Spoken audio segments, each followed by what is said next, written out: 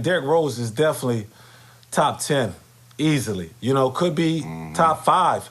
Man, this dude, like I'm telling you, I mean, there's a lot of great players in our game right now. When you're talking about the point guard's position, Russell Westbrook, you know, you talk about Steph, CP, Kyrie. Yep. Listen.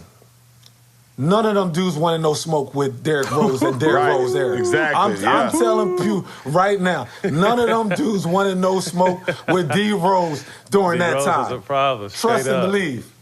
Yes. D Rose was a problem. Well, I'm the biggest Derrick Rose fan. I've always been the biggest Derrick Rose fan. I've always said that I would take him that MVP year against any point guard, since or whatever. I just think he was that special. And as injuries happen and things happen in the game, to see his mentality and his humility. Because for somebody that was the youngest MVP ever to say, you know what, I'll be sixth man, that speaks to his character and it speaks volumes. And you want me to be a better person, so I'm rooting for him. And I'm loving how he's playing right now. He's in attack mode all the time. You know, even when a superhero is knocked down, he's still a superhero at the end of the day. And Derrick Rose showed why he's still a superhero. You know, he has the inner toughness to want to succeed and to want to do whatever it takes to succeed. When he came in the league, everybody said he couldn't shoot. Just like that, one summer, he has a jump shot. That doesn't happen overnight. I'm proud of him. In my mind, I really felt like we really had a shot, you know, and fuck, man. Yeah, no, it still fucking bothers me. Which one bothers you the most? Is it the Eastern Conference Final one? Was you guys were on the upswing, so it was like this is gonna last for a while. They beat us in the Eastern Conference Finals 4-1. Yeah, but if you put all the scores together from that 4-1 series, on aggregate, the score was fucking tied. Yes. So that's how close the shit. Aggregate. That's how close the shit was, you know. And then the next year, that's the year that D Rose, you know, I really felt like we had a better team. We were the #1 team in the league, you know, and we were coming at everybody's neck, and it just, you know, Derrick got hurt, and actually, you know, I got hurt that year too, and I mean, I don't know if we definitely wouldn't have won the championship, but we would have busted a lot of teams' ass that were coming up next. Yeah, if you know what I'm saying. Was something with Derrick Rose. Young guys do not earn your praise easily, but there was clearly a respect on the court while you were going after him and he was going after you from that first game, and last year too. Something happened. Something impressed you about him. What was it, Coach? Well, I mean, I could tell when a player, you know, truly wants to be better, when a player truly wants to improve, and I respect that about them, and I admire that, and because that was a quality that I had when I was a kid growing up. And you know, that being said, I mean, I've seen improvement in this game from last year to this year. I mean, he has a long-range ball now. He can squat behind the pick and shoot. You know, he can pull up off the dribble and shoot. You know, him getting to the rim obviously goes, you know, unquestioned. So seeing that improvement, you know, shows me that he's putting the time into the gym, and I certainly respect that. I know him a little better. What Derrick Rose did tonight, I don't know if a lot of y'all ever got an opportunity to hang with the guy. What he gives to his mind and his body, you know, just to play one game is something that I watched, you know, being his teammate for the time that we were in Cleveland together. And when you talk about perseverance, that's the true definition of it. You talk about a guy who's I think he's the youngest MVP to ever play in this game, and to have the battles with his injuries, to be able to come back, and no matter what everybody else was talking about, because at the majority is always people who never stepped into the arena, had so many things to say bad about him and what he should do, and he should do this and do that. For him to set a career high tonight in a win in Minnesota, I think that's unbelievable. I think every kid you don't have to play sports. Any kid that's going through anything in life about, you know, adversity and triumph and trying to just get over the hump, you know, you can look at that performance by Derrick Rose tonight, and that's why our game is so unbelievable, because, you know, even when a superhero is knocked down, he's still a superhero at the end of the day, and Derrick Rose showed why he's still a superhero. It's great to see him moving so well and playing with so much confidence, and it was so much fun watching him, you know, get 50 and get emotional afterwards, knowing everything he's been through. I think everybody in this league is rooting for Derrick. You know, we all want him to do well, and it's good to see him back playing at a really high level. Amazing story, just in terms of what he's been through. It's great for, obviously, him. Comeback story where all about opportunity, believing in yourself, and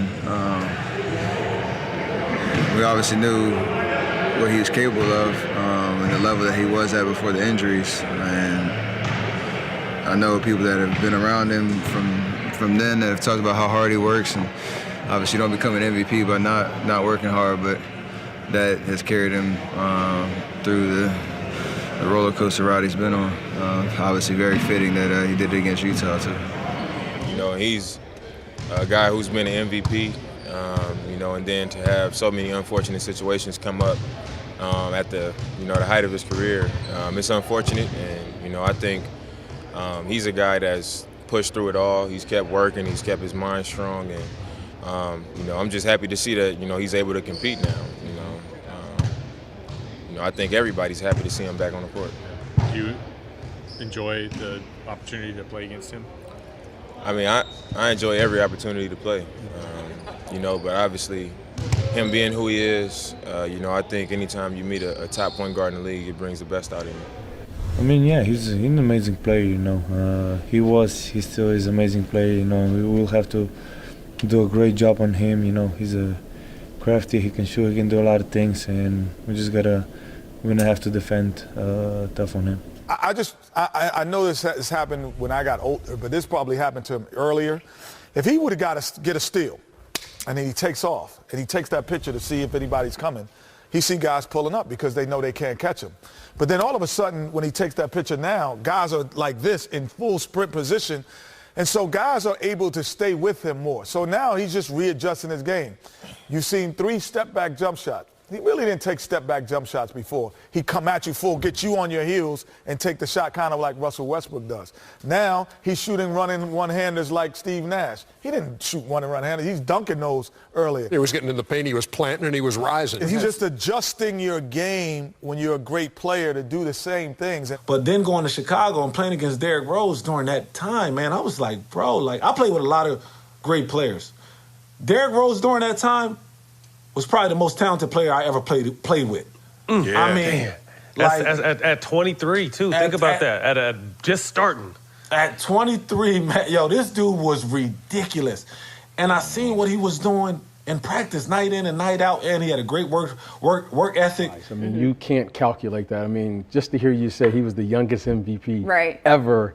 I mean, still give you goosebumps? Yeah, it does. I mean, this league is since 1946, right. and then all of a sudden, here was a young kid from Inglewood, right down the road here, becomes the MVP in his 3rd season. You know, I can't even wrap my mind around that. We never imagined that. I don't think he ever imagined it. He just wanted to play and make a name for himself and represent his city. He was a guy who could create his own shot. I mean, he's solid. I mean, Derrick Rose, where he's at right now, is more than a serviceable player. To me, he's still a starter in this league. A starter? I mean, yeah. Well, I mean, you don't have Jimmy Butler. I guess so, yeah. I mean, come on. Playing against the 76ers during that time, and yeah, a lot of people say, hey, you know what, why was Derrick in the game? And, you know, I would ask the question too. And I'm thinking to myself, like, come on, Tibbs, got to get him out the game, you know? Yeah. So when that happens, I'm like, oh, snap. I'm like, bro, get up.